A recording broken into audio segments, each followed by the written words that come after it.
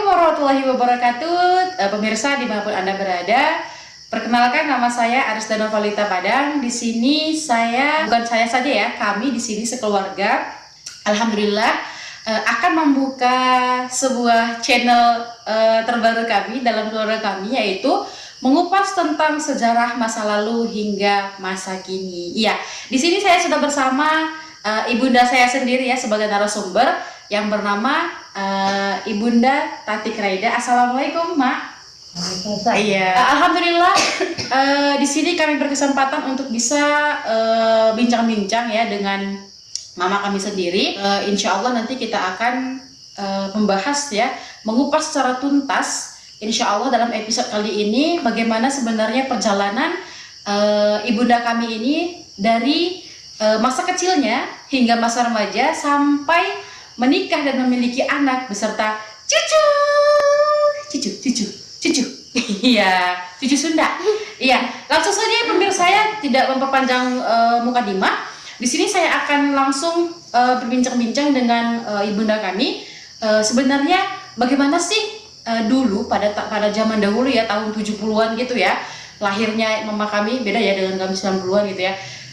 Aktivitas gitu masa kecil oleh ibunda kami sendiri. Ya, bagaimana, Mak? Kami semua anak-anak 10.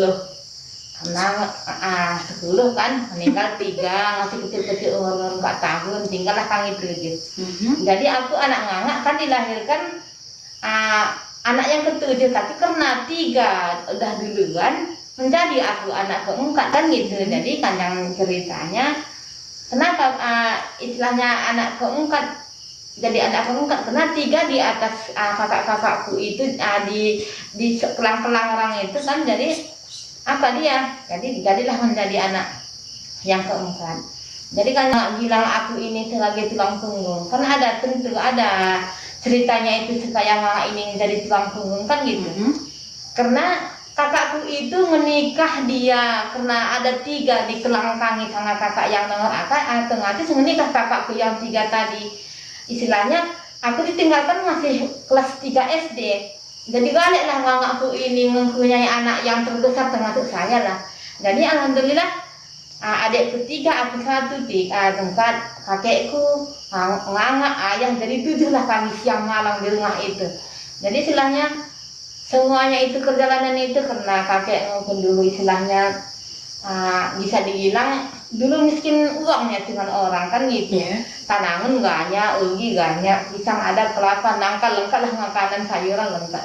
Cuman karena menjualnya ke anak enggak bisa, termasuklah kami istilahnya dalam kategori orang kaya, orang miskin lah. Orang miskin. Orang miskin lah namanya itu, karena enggak bisa menjual kan, menjual ke anak kan karena harganya murah, kadang tukar-tukar. Contohnya sayuran tukar gula, sayuran contohnya kelapa tukar-tukar lah.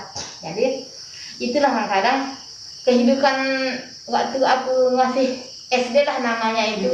Pokoknya mulai pandai megang karang, udahlah ikut ngangak serta membantu kakek. Beda ya sama zaman now gitu ya. Iya. Ya, keladang aja nggak tahu. Itu makanya adiknya sering nanya ke mana ini adik Rifat sering nanya, jamnya pun juga, ijil pun juga kan.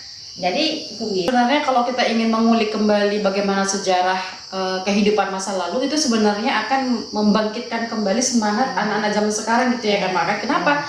Karena bedanya semangat anak zaman dulu itu kan memang natural gitu ya kan, berbeda dengan sekarang. Kenapa? Perubahan zaman itu kan sangat luar biasa drastis, apalagi dengan disuguhkan berbagai macam gadget gitu ya. Kalau dulu kan luar biasa alami kan kayak gitu tadi. Jadi ini sebenarnya cerita ataupun mengupas sejarah masa lalu tersebut agar bisa kita petik hikmah daripada apa yang telah dilalui oleh orang terdahulu, dan akan kita jadikan sebagai pelajaran dan kita jadikan sebagai apa ya namanya ya, pelajaran yang baik gitu, biar kita jangan terlalu heboh ataupun jangan terlalu terlena dengan kehidupan serba penuh dengan teknologi gitu. Iya. Lalu selanjutnya gimana, Mak? ya itulah kakek meranjak ngangak gadis kan gitu.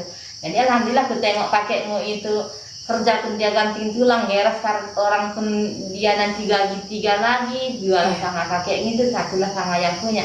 Jadi alhamdulillah ngangak gantulah menghidupi keluarga di saat sama nenekmu itu sebagai tulang punggung gitu ya. kadang mancing ikan lah aku, dan nanti dapat ikan tadi yang besar-besarnya, datang ayahku itu dia pasang rotan, kujualkanlah sampai ke Tanah Lapang itulah nggak jalan kaki. Nanti kujualkan nanti ikan, nanti udah lembak itu, nanti tukar sama sabun, kadang tukar gula, tukar beras gitulah. Nah, gitulah ngangak dulu. Makanya ayahku sempat dia bilang, hanya ada anak lantang kami di rumah ngancat kelapa, jualan apa gitulah. Nah, karena sering itu kadang-kadang ku ambil ikan, karena beras nggak ada.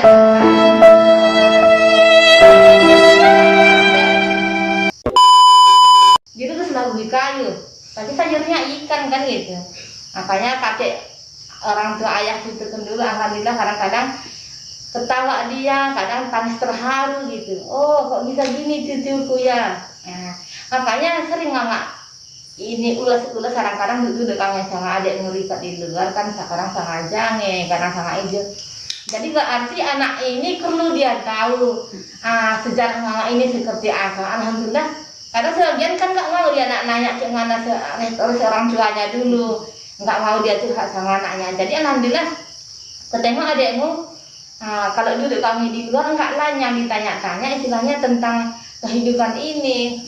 Jadi alhamdulillah langkah baiknya kita buat satu apa supaya kalian nanti ke depannya itu jangan kalian pikirkan kalau enggak ada nanti ikan asin udah ribut, udah enggak ada beras dari dulu. Jangankan ikan asin, beras kan kadang enggak ada.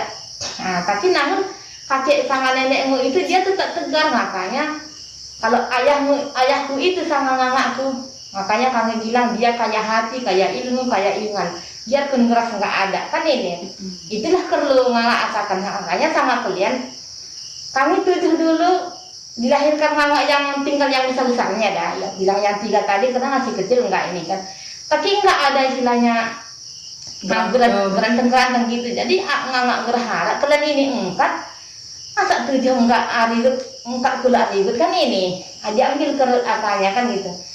Jadi bilang sama adekmu, selagi masih bisa ngangak ngomong ini, sekalipun enggak jelas kenal dah kondisi seperti ini kan, sedikit banyaknya kan dapat kalian cerna nanti.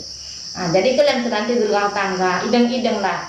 Ada nanti istri adekmu, anggap itu adek kami. Jadi gitulah dia kan. Makanya adekmu sering agak akan gini kan. Udah gitu melangkahlah sampai ke rumah tangga kan gitu. Jadi alhamdulillah bukan izin Allahnya semua itu. Jadi ngawak dulu mendapatkan ayah itu bukan istilahnya